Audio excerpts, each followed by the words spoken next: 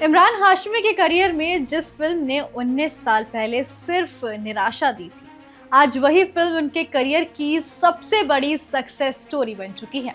बात हो रही है आवारापन 2 की, जिसने रिलीज के सिर्फ 6 दिन में वो कर दिखाया जिसका इंतजार इमरान हाशमी अपने 23 साल के करियर में कर रहे थे। बतौर लीड एक्टर ये इमरान हाशमी की पहली फिल्म बन गई है जिसने डोमेस्टिक बॉक्स ऑफिस पर 100 करोड़ का आंकड़ा क्रॉस किया है। इतना ही नहीं, वर्ल्ड वाइड कलेक्शन भी 150 करोड़ रुपए के पार पहुंच चुका है। यानी 2007 में जिस आवारापन को बॉक्स ऑफिस पर सिर्फ करीब 12 करोड़ रुपए वर्ल्ड वाइड मिले थे, उसके 19 साल पुरानी फेलियर का हिसाब अब आवारापन 2 ने लगभग बराबर कर दिया है। और अब जब फिल्म ऑडियंस के बीच इतना बड़ा हिट बन चुकी है, तो सवाल उठ रहा है कि क्या शिवम पंडित की कहानी का तीसरा चैप्टर भी आने वाला है? क्योंकि आवारापन 2 का क्लाइमेक्स जिस तरीके से खत्म हुआ था, उसने फैंस को एक और बहुत बड़ा क्लू दे दिया है। फिल्म के लास्ट में शिवम पंडित यानी कि इमरान हाशमी उन बच्चों को जोरावर के चंगुल से बचाने में कामयाब हो जाते हैं जिसे ट्रैफिकिंग के लिए उनका इस्तेमाल किया जा रहा था। लेकिन इसके बाद कहानी एक बहुत ही अलग टर्न पर आ जाती है।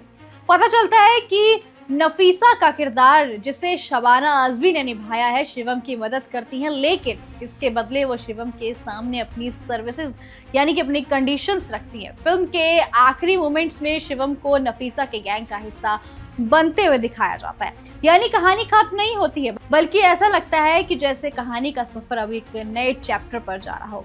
इसी ओपन एंड क्लाइमेक्स ने फैंस के बीच एक और बड़ा सवाल पैदा कर दिया कि आवारापन 3 अब कब आएगी।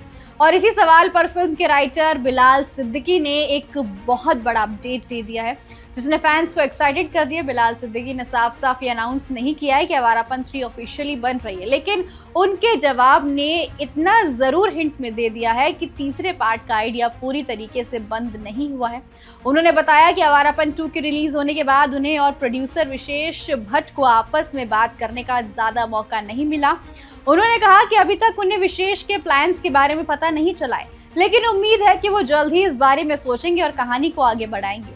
और राइटर खुद इस पॉसिबिलिटी को लेकर काफी एक्साइटेड नजर आ रहे हैं। मतलब अभी आवारापन 3 की ऑफिशियल कंफर्मेशन नहीं हुई है, लेकिन कहानी को आगे बढ़ाने का स्कोप और मेकर्स की इंटरेस्ट दोनों इसमें मौजूद है। अगर तीसरा पार्ट बनता है तो नफीसा का कैरेक्टर बेहद इंपॉर्टेंट हो सकता है।